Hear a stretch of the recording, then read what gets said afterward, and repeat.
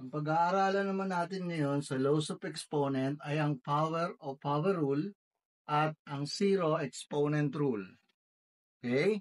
Ito yung halimbawa ng power of power rule. Nakalagay dyan sa taas, kung babasahin natin, the quantity x raised to m raised to n. Kaya nga power of power rule.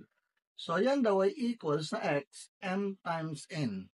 So it means to say, i-multiply lang natin yung power dun sa power. So, we are just going to multiply that 3 times 2. So, ibig sabihin, yan ay 2 raised to 6. Diba? And then, what is 2 raised to 6? 2 raised to 6, you're going to use 2 as a factor 6 times. It is equivalent to 64. So that is your simplified answer, 64. Now, dito naman sa kabila, yung zero exponent rule na tinatawag. Nakalagay dyan, x, nakalagay dyan sa taas, x raised to 0 is equal to 1. So, ang ibig sabihin yan, lahat ng klase ng quantity, diba?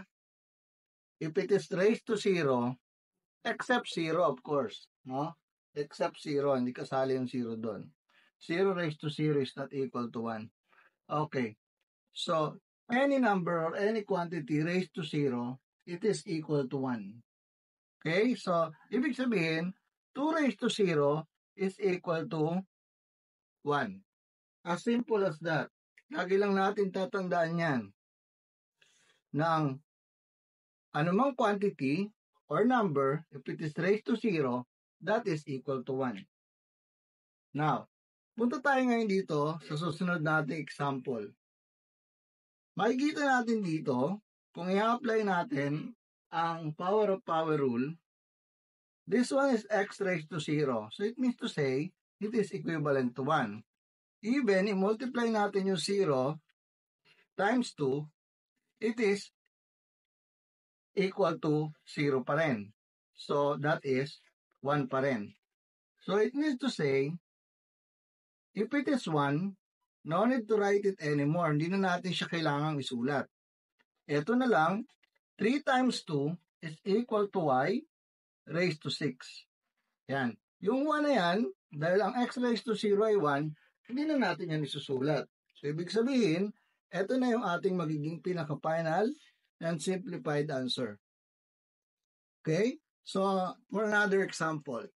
Okay, dito naman ang gagawin natin dito ay, so, ang b ay raised to 0, ibig sabihin niya ay equal sa 1 na. Kahit i-multiply pa natin, 0 times 2, it is equal to 0. Diba? So, 0 na exponent niya. So, ito na lang ang matitira dyan. Di meron ito ditong 1 times 2, yan ay magiging 5. Yan. Raised to 2. So, magiging final answer mo dyan ay